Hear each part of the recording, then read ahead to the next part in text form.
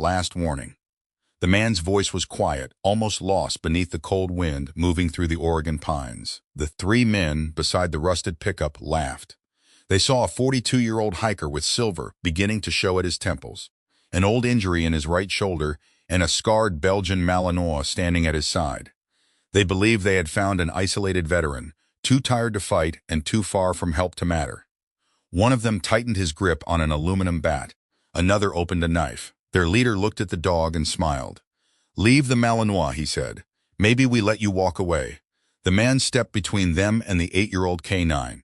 What they could not see was that the stranger had once led Navy SEALs into places most soldiers were never told existed. What they could not know was that the old dog had survived those places beside him, and when the first man raised the bat, the quiet hiker did not move backward. He lowered his shoulders, shifted his weight, and gave them one final chance to save themselves. They ignored it. By the time they discovered what was hidden beneath the man's worn hiking clothes, and what the scarred dog still remembered, it was already too late. Last warning. The words were spoken quietly, without anger, but they carried through the cold Oregon air with enough weight to stop the forest itself. Three men stood beside a rusted pickup truck and laughed. They saw a middle-aged hiker in a weathered charcoal fleece, dark olive hiking pants, and old brown boots. His short dark brown hair had begun turning silver at the temples, and the lines around his blue-gray eyes made him look tired rather than dangerous. A faint scar near his left eyebrow was easy to miss beneath the shadow of his black cap.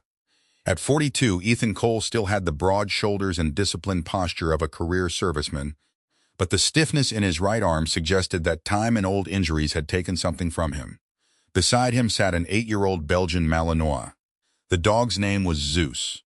His coat was deep mahogany, with a black mask covering his muzzle and framing two amber eyes that never stopped measuring the men ahead. A rough white scar crossed his left shoulder, and his rear left leg occasionally stiffened after long climbs. He wore an old black tactical collar, but no vest, badges, or markings revealed what he had once been. To the men by the truck, Zeus looked valuable. To Ethan, he was the last member of his team who had never left him behind. 2 hours earlier, the Black Ridge Trail had been exactly what Ethan needed. Morning mist rested between the Douglas firs, softening the steep slopes and swallowing the distant sounds of the highway. Water dripped from fern leaves. Pine needles compressed quietly beneath Ethan's boots as he followed the narrow path deeper into the state forest. He came there when the walls of his small house felt too close. Silence had become complicated after the military. In the city, silence meant waiting for something to happen. In the mountains, it meant wind passing through branches, birds shifting beneath the canopy, and Zeus breathing steadily beside him. Ethan had once served as a Navy SEAL team leader, and later as a close-quarters combat instructor under Naval Special Warfare. Now he worked quietly as a consultant, helping injured military dogs adjust to retirement. Most people who met him knew only the second part. That was how Ethan preferred it. He had spent too many years being introduced by rank, unit, and places he could not discuss. He no longer wanted strangers looking at him as though every scar carried a story they were entitled to hear. Zeus moved at Ethan's left side without pulling the leash. Even in retirement, the dog maintained a precise heel, his ears rotating toward every unusual sound. Ethan sometimes tried to encourage him to wander, sniff, and behave like an ordinary pet. Zeus never seemed interested. "You know there's no inspection today," Ethan said. Zeus glanced up briefly, then returned his attention to the trail. A faint smile touched Ethan's face. The expression disappeared when Zeus stopped. There had been no command. One moment the dog was walking, and the next he stood completely still, weight distributed evenly across all 4 legs. His ears pointed forward. His nose lifted once toward the wind. Ethan followed the dog's gaze. The trail curved sharply around a wall of moss-covered stone. Nothing was visible beyond it, but a smell drifted through the trees. Stale beer, cheap tobacco, gasoline, and overheated metal. Ethan shortened the leash without wrapping it around his hand. Easy. Zeus did not growl. That worried Ethan more than barking would have. They continued around the bend. A lifted Chevrolet Silverado had been parked sideways across the narrow trail, its rear tires crushing a patch of sword ferns. Rust marked the wheel wells, and dried mud covered the doors. The engine was off, but it had not been there long. Heat still shimmered faintly above the hood. 3 men occupied the space around it. The largest leaned against the tailgate. Derek Caldwell was 39, broad through the shoulders and heavy around the waist, with an untrimmed brown beard and disordered hair beneath a stained cap. A black tribal tattoo crawled from the collar of his denim jacket toward the back of his ear. His face held the comfortable contempt of a man accustomed to frightening people who were unlikely to fight back. To Derek's right stood Billy Ford, 41, thick-necked and heavy, with close-cut black hair and a nose that had been broken at least once. He wore a dark blue work jacket over a gray shirt and held an aluminum baseball bat against his shoulder. Billy's confidence came almost entirely from his size. The third man was Greg Hodges, 34, tall and narrow, with sunken cheeks, restless eyes, and messy light brown hair. A thin mustache crossed his upper lip. Greg kept one hand inside the pocket of his dirty brown work coat, shifting his weight as if his own nerves would not let him remain still. None of them carried hiking equipment. None looked surprised to see someone approaching. Ethan slowed 15 feet away. "Morning," he said. "Move the truck forward a few yards. We just need enough room to pass." Derek spat tobacco juice into the dirt. "Trails closed. This is state parkland, not today." Billy smiled and tapped the bat against his boot. Ethan glanced at the surrounding slope. The left side dropped steeply through wet rocks. The right side was dense with thorned brush. The truck had been positioned where a hiker could not easily go around it. It was not careless parking. It was a roadblock.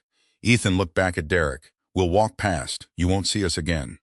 Derek's eyes moved over Ethan's worn clothes, then settled on Zeus. "What kind of dog is that?" Ethan did not answer. Derek stepped away from the tailgate. "Malinois, right? Those things cost real money when they're trained." Zeus became perfectly still. Ethan felt the change travel through the leash. The dog was not frightened. He was waiting. "Don't approach him," Ethan said. The warning was calm, but Greg's hands shifted deeper into his pocket. Derek noticed and smiled. "Relax, old man. We're just talking. You blocked a public trail. Maybe there's a toll." Billy chuckled. Greg joined him a second too late, eager to prove he was not nervous. Ethan studied their faces. He had encountered men like them in different countries and under different flags. They needed numbers, weapons, and an isolated victim before they felt powerful. He had no desire to teach them what happened when one of those conditions changed. "I don't want trouble," Ethan said. "Move the truck, and this ends here." Derek's smile widened because he mistook restraint for weakness. That mistake had followed Ethan through much of his life. Quiet people were assumed to be afraid. Injured men were assumed to be harmless. Older working dogs were assumed to have forgotten what they had been trained to do. Then Zeus did something strange. Instead of watching Derek, the Malinois slowly turned his head toward the truck bed. His nose lifted. His nostrils flared once, then again. The fur along his spine did not rise, but his breathing changed. Ethan knew that behavior. He had seen it outside compounds, near hidden storage rooms, and beside vehicles that contained things no civilian should ever transport. Zeus had detected something. For a brief moment, Ethan forgot the three men. His attention shifted to the dirty tarp stretched across the Silverado's bed. One corner was secured with rope. The other had been tucked beneath a heavy tool case. Derek noticed where Ethan was looking.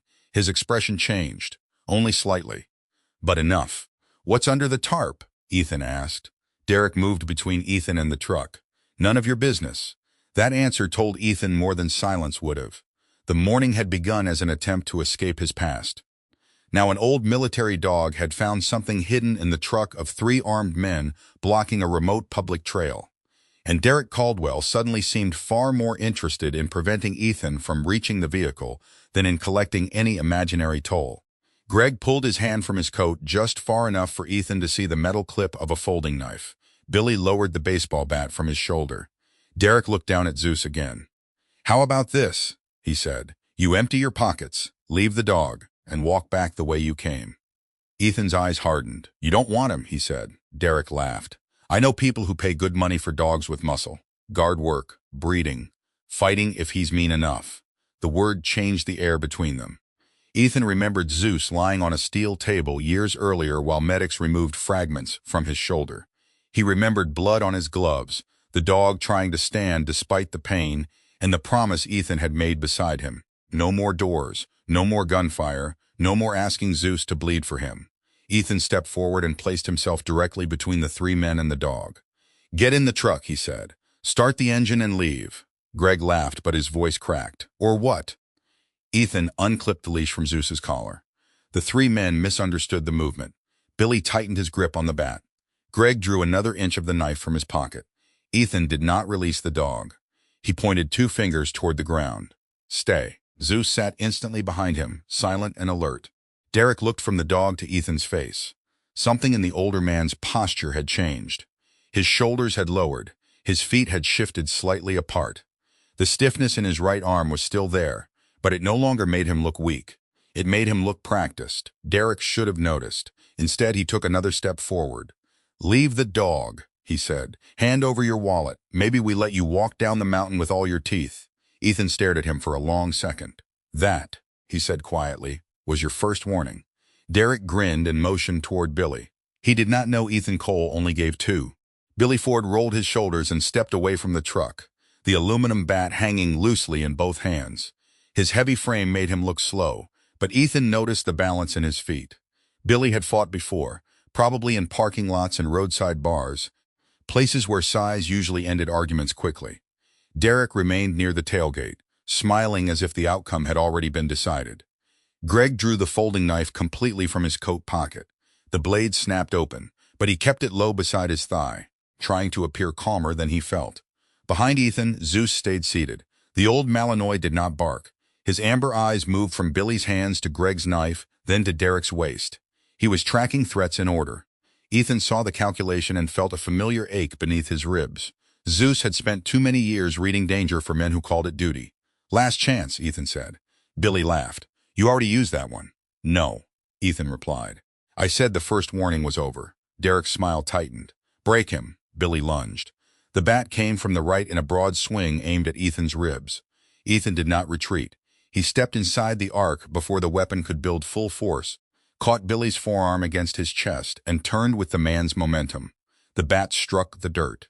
Billy stumbled past him, confused by the sudden loss of leverage. Ethan hooked one foot behind Billy's ankle and drove him down onto one knee. A short twist of the arm forced Billy flat without another strike. The large man tried to rise, but Ethan pressed the captured wrist just far enough to stop him. "Stay down." Billy froze. Ethan released him and stepped back. That restraint unsettled Derek more than brutality would have. Ethan had not lost control for even a second. Greg reacted differently. Panic sharpened his face.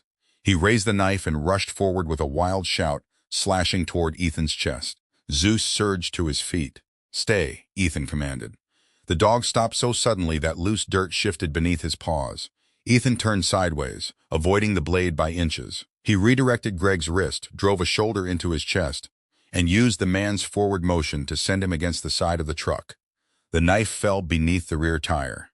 Greg swung blindly with his free hand. Ethan caught the arm, turned him, and pinned him against the metal panel. "You're done." Greg's breath came in short bursts. His face had lost all color.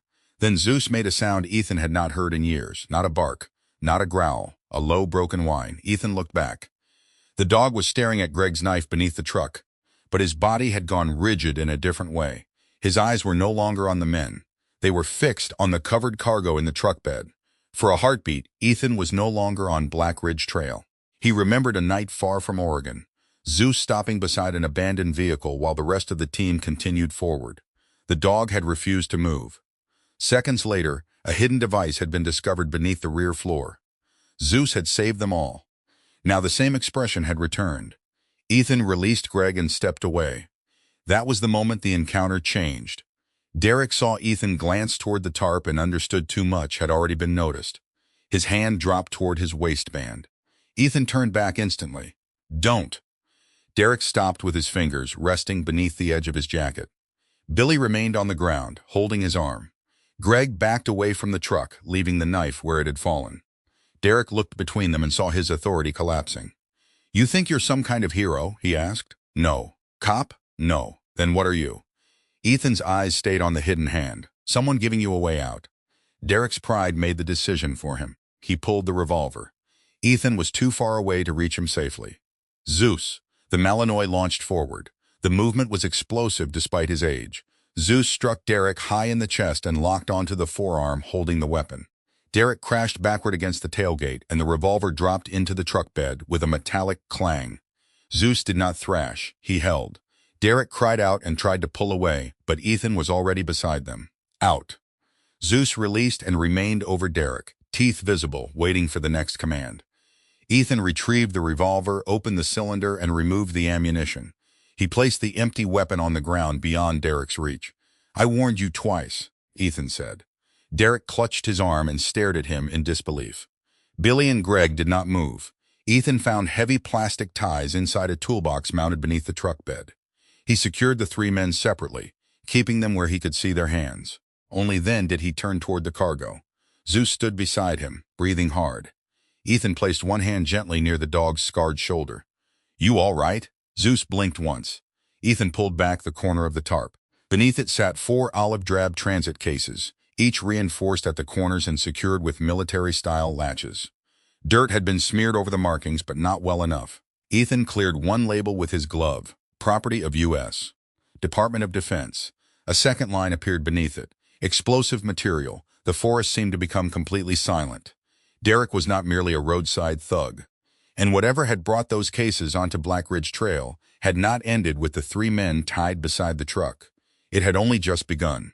Ethan did not touch the latches. He had learned long ago that curiosity around military explosives was another name for stupidity. Instead, he studied the outside of the 4 olive-drab cases, reinforced corners, intact pressure seals, faded transport labels, and serial numbers partly hidden beneath streaks of grease. Someone had tried to disguise the markings, but they had worked too quickly.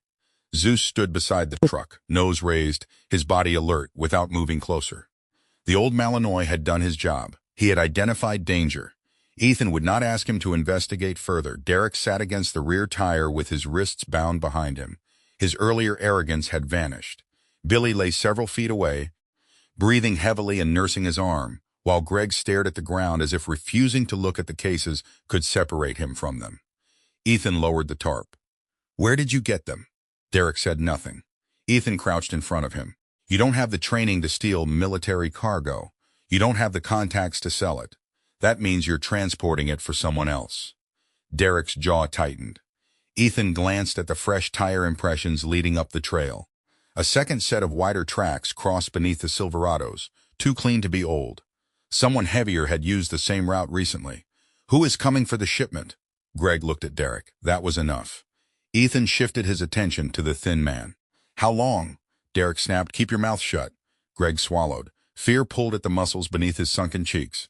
"They said 10. Derek cursed him. "10 what?" Ethan asked. 10 in the morning. Ethan checked his old tactical watch. 9:51. 9 minutes. The forest around them suddenly felt smaller. Derek leaned back against the wheel. "You need to leave." It was the first honest thing he had said. Ethan studied him. "How many?" Derek looked toward the trees, not at Ethan. 2 vehicles. 6 men, maybe more. "Police?" Derek gave a humorless laugh.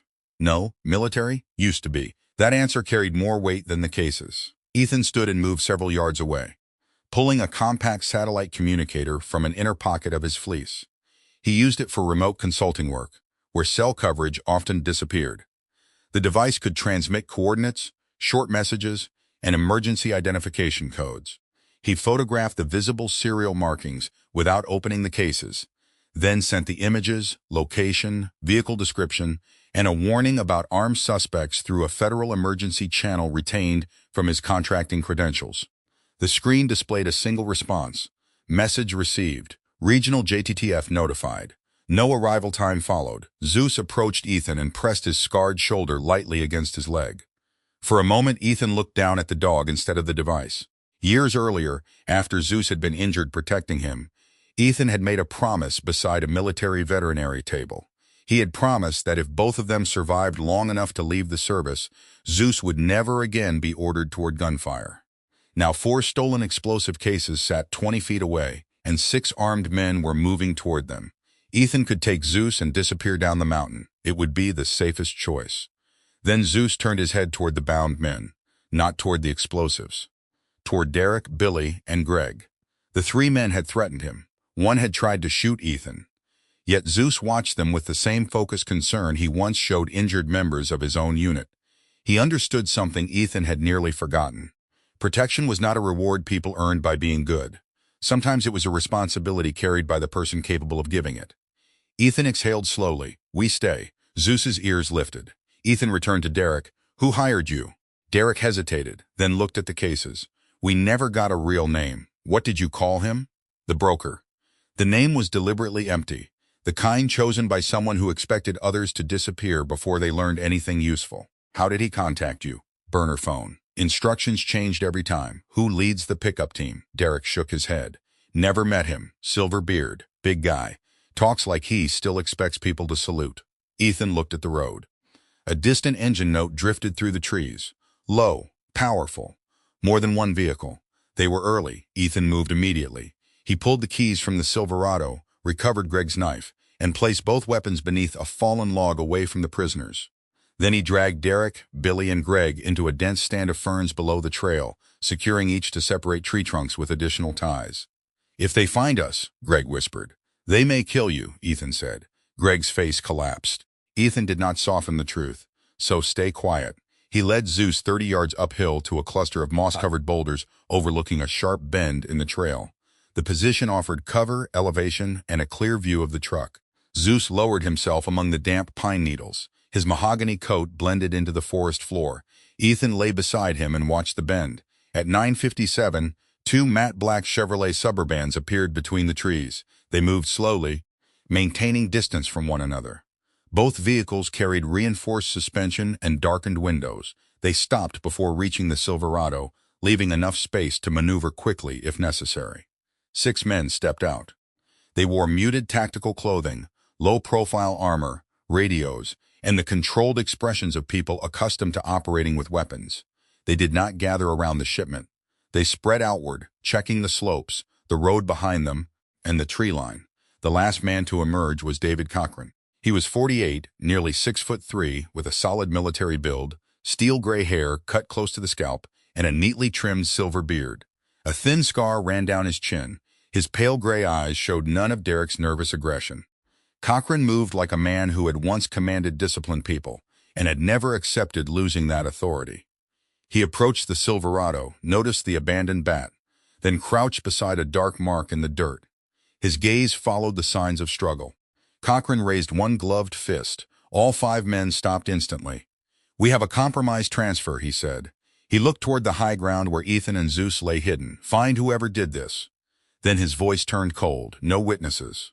Cochran pointed toward the western slope. "Miller, O'Connor, sweep high and circle back." 2 men separated from the group. Miller was 36, tall and athletic, with dark blonde hair cut close, a square jaw, and pale stubble across his cheeks. He wore gray-green tactical clothing beneath a low-profile vest and carried himself with the confidence of someone who trusted equipment more than instinct. O'Connor, 40, was shorter and leaner, with close-cropped black hair, a narrow face, and a carefully trimmed beard. His brown eyes moved constantly. Unlike Miller, he had learned through years of private security work that quiet places often hid the greatest danger. They entered the trees several yards apart. From behind the moss-covered boulders, Ethan watched their spacing and the way they checked one another's blind side. They were not amateurs. He touched 2 fingers to Zeus's shoulder, then pointed toward the right flank. The Malinois lowered his body and disappeared between the ferns without disturbing a branch. Ethan moved in the opposite direction. His plan was simple: draw one man away, isolate the other, and prevent either from warning Cochran. But plans created in silence rarely survive first contact. Ethan tossed a pinecone downslope. Miller immediately turned toward the noise. O'Connor did not. Instead, he stopped and studied the ground. He saw a faint depression where Ethan's boot had pressed into wet moss and slowly raised his rifle toward the trees. "Movement above us," he whispered into his radio. Ethan struck before the transmission was complete. He came from behind a cedar trunk, catching O'Connor's weapon arm and driving him sideways into the bark. O'Connor recovered faster than expected. He twisted, slammed an elbow into Ethan's injured right shoulder, and nearly broke free. Pain flashed down Ethan's arm. For one dangerous second, his hand refused to close. O'Connor reached for his radio. Ethan used his left side, hooked the man's leg, and brought him to the ground. He pinned the radio beneath O'Connor's chest and held him there until the resistance stopped. But the struggle had made noise. Miller turned back. His rifle followed the movement between the trees, then stopped on a shape emerging from the brush. Zeus. The old Malinois had circled exactly as commanded, but Miller spotted him before he reached cover. Miller raised the weapon. Ethan saw the angle and felt the world narrow to one impossible choice. Then Zeus did something he had not been taught. Instead of charging, he dropped flat behind a fallen log. The movement was so sudden that Miller fired into empty branches. Zeus vanished from view. A second later, the dog burst from the opposite end of the log and struck Miller from the side. The rifle fell into the leaves. Miller grabbed Zeus near the shoulders and shoved hard against the old scar. Zeus released a sharp cry. The sound stopped Ethan colder than any gunshot. For a heartbeat, the forest disappeared.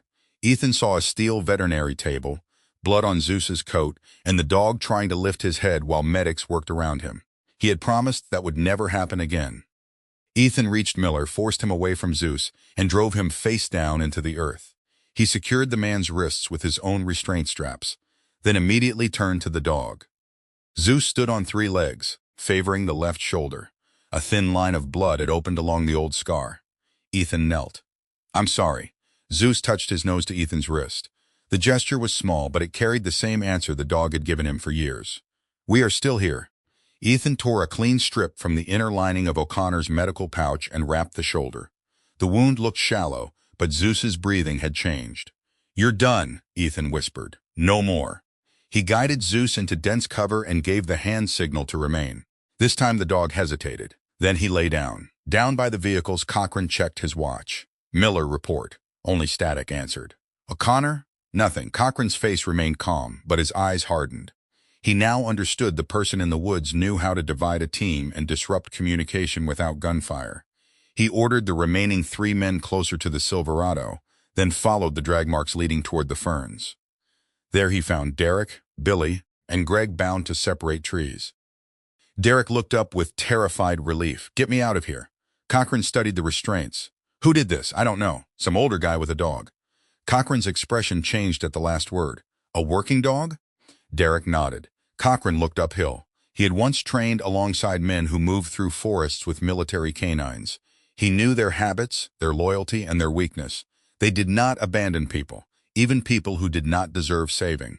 Cochran cut Derek loose, dragged him back toward the road, and forced him onto his knees beside the truck. Billy and Greg remained hidden and bound. Then Cochran raised his voice. "I know you can hear me." Ethan remained behind the trees. Cochran pressed a pistol against the back of Derek's head. "You took 2 of my men." "Impressive." Derek began to shake. "Please." Cochran ignored him. "Step out, or your delivery driver dies." Ethan checked his satellite communicator. No new message. No confirmation that help had reached the mountain. He looked towards Zeus. The dog had risen despite the command, amber eyes fixed on him. Ethan understood Cochran's strategy. The man was not threatening Derek because Derek mattered. He was testing whether Ethan's principles were stronger than his survival instinct. They were. Ethan moved his empty hands away from his body and stepped onto the trail. 4 weapons turned toward him. Cochran studied the faded scar near Ethan's eyebrow, the balanced stance, and the injured shoulder held slightly lower than the other. "Former military," Cochran said. Ethan looked at Derek, then at the cases. "Let him go." Cochran smiled faintly. "You first." "I'm already here." Cochran raised his pistol. "You have 5 seconds to kneel." Ethan glanced toward the bend below the trail. No vehicles, no agents, only mist and trees. 5, Cochran began. Behind Ethan, Zeus rose fully despite the blood darkening the bandage on his shoulder. 4. Ethan knew that if help did not arrive, the next decision would determine whether both of them walked off Black Ridge alive. 3, 2. Cochran kept the pistol pressed against the back of Derek's head. Ethan stood in the center of the trail with 4 weapons trained on him. His right shoulder burned, and somewhere behind him Zeus was standing on an injured leg despite the command to remain down. 1. Then Ethan heard it, not an engine. A faint pulse of interference clicked through the radio, clipped to one mercenary's vest. The man frowned and tapped the device. A second radio answered with the same broken static. Their frequency was being disrupted. Help was already close. Ethan looked at Cochran. "You should surrender." Cochran gave a thin smile. "You're bluffing." A low mechanical growl rolled through the trees below them. The lead vehicle appeared around the bend without sirens. A dark armored truck with reinforced panels, followed by 3 black Federal SUVs. At the same time, figures emerged from the eastern tree line, spreading into covered positions with disciplined speed. An amplified voice cut across the trail. "Federal agents, lower your weapons." The man holding the loudspeaker was Daniel Hayes, 46, the field commander of the Regional Joint Terrorism Task Force. Hayes was of average height with a compact, athletic build, short black hair marked by silver at the temples, and a stern, brown-eyed face shaped by years of making decisions under pressure. He wore dark tactical gear beneath a plate carrier marked FBI and moved with the controlled caution of a man who valued restraint more than spectacle. Cochran glanced once toward the armored truck, then toward the agents in the trees. The road was blocked. The high ground was covered. His men began to understand the situation before he accepted it. "Hold your positions," Cochran ordered. One mercenary lowered his rifle an inch. Cochran turned on him. "I said hold." Ethan saw the shift. The team no longer believed Cochran could lead them out. Hayes raised the loudspeaker again. "Drop the weapons. Step away from the military cargo." Cochran pulled Derek closer and aimed his pistol toward the olive-drab cases. "Come any nearer and I put a round into the shipment." Nobody moved. Ethan studied Cochran's feet. His weight was angled toward the nearest Suburban, not toward the cases. "You don't intend to shoot them," Ethan said. Cochran's eyes narrowed. "You want the vehicle," Ethan continued. "You're looking for an exit." For the first time, Cochran glanced toward the Suburban, only for half a second, but every agent saw it. The balance broke. One of Cochran's men panicked and swung his rifle toward Ethan. Zeus moved before anyone else. The injured Malinois burst from the brush, not at Cochran, but at the rifleman's forearm. He struck hard enough to throw the muzzle upward. A single shot cracked into the canopy. Federal agents surged forward. Derek fell sideways. Cochran tried to turn, but Ethan closed the distance and drove his left shoulder into the man's chest. They hit the side of the Silverado. Cochran fought with the strength of someone who had survived many violent places. But his attention was divided between Ethan, the agents, and the escape route he no longer had. Hayes' team reached them seconds later. Cochran was forced to the ground and handcuffed. The remaining mercenaries dropped their weapons. Silence returned in pieces. Ethan turned immediately toward Zeus. The dog stood beside the fallen rifle, breathing hard. Blood had spread through the temporary bandage over his old scar, but his amber eyes remained fixed on Ethan. Ethan knelt and placed both hands gently around the dog's neck. "I told you to stay." Zeus pressed his forehead against Ethan's chest. For a moment, the entire trail disappeared. There were no agents, no criminals, no military cases. Only two old teammates who had once promised each other, without words, that neither would be left behind. A federal medic examined Zeus and confirmed the wound was painful but shallow. The scar tissue had reopened, though no major structure appeared damaged. While the medic worked, a hazardous materials team secured the 4 cases. Initial scans confirmed the seals were intact, and the shipment had been stolen from a military storage facility 3 days earlier. Derek, Billy, and Greg were taken into custody. Miller and O'Connor were recovered alive from the woods. Cochran was separated from the others and placed in an armored vehicle under guard. Hayes approached Ethan after the immediate danger had passed. Up close, the commander noticed the scar near Ethan's eyebrow, the way he protected his right shoulder, and the old black collar around Zeus's neck. "You sent the serial numbers?" Ethan nodded. Hayes looked toward the arrested men. "Did you stop all of them? Not alone?" Ethan glanced at Zeus. Hayes understood. Then an agent called from one of the Suburbans. "Commander, we found an encrypted phone." The device had been hidden beneath the driver's seat. Most of its data had already been erased remotely, but one message remained visible on the locked screen. Hayes read it aloud. "If the transfer fails, remove all witnesses. Cole must not leave the mountain." Ethan went still. Hayes looked at him. "They knew your name." Ethan stared at the message. The threat was not the worst part. It had been sent before the first federal vehicle reached Black Ridge. Perhaps even before Ethan found the truck. The encounter might never have been random. Later, after Zeus's shoulder had been cleaned and properly wrapped, Hayes asked Ethan for identification. Ethan handed him a worn leather credential case showing his former Naval Special Warfare Service and current consulting status. Hayes read it, then returned it without ceremony. "You could have left." "Yes." "Why didn't you?" Ethan attached the leash to Zeus's collar. "Because they couldn't."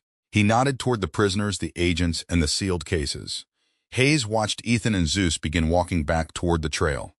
"Where are you going?" Ethan looked into the mist between the trees. "We didn't finish our walk." Behind them, the encrypted phone lit once more inside an evidence bag. A final message appeared. "Phase 2 has already begun. Sometimes, a miracle does not arrive as a flash of light or a voice from the heavens. Sometimes it appears as the strength to stand when fear tells us to run, the courage to protect someone who cannot protect themselves, or a loyal companion who refuses to leave our side when the road becomes dark. Ethan and Zeus came to Black Ridge searching for peace, but they found a moment that demanded courage. Perhaps God does not always remove the danger from our path. Sometimes, He places the right people beside us and gives us the wisdom, faith, and strength to walk through it. The same truth can guide us in everyday life.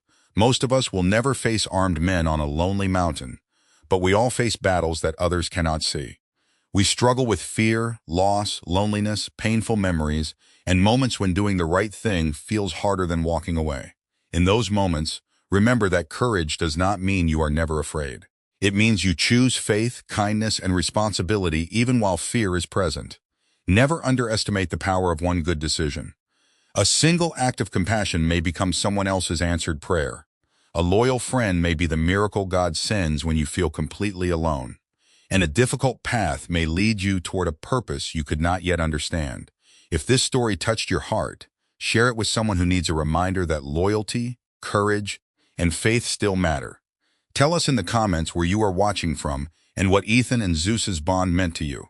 Please subscribe to the channel and join us for more stories about brave veterans, loyal canines, unexpected heroes, and the quiet miracles that can change a life. May God protect you, strengthen you through every unseen battle, guide your steps when the road is uncertain, and bless you and your family with peace, courage, hope, and faithful companions along the way.